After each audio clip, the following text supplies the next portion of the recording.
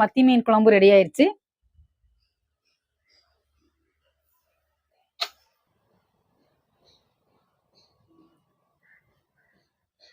பாருங்க, பாக்குறதுக்கே குழம்பு எவ்வளவு சூப்பரா இருக்குன்னு. அட்டகாசமா இருக்கும் அந்த குழம்பு. மத்தி மீன் குழம்பு சூப்பரா இருக்கும் டேஸ்ட். ரொம்ப ஈஸியாவும் நம்ம அந்த குழம்பு செஞ்சிடலாம்.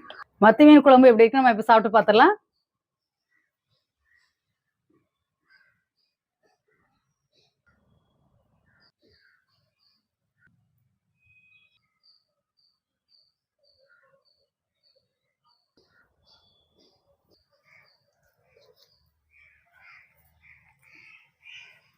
டேஸ்ட் அட்டகாசமா இருக்கு, ரொம்ப ருசியா இருக்கு.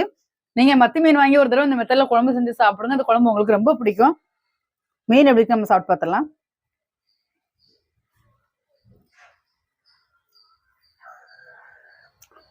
மீனும் குழம்புல ஊறி சூப்பரா இருக்கு டேஸ்ட்.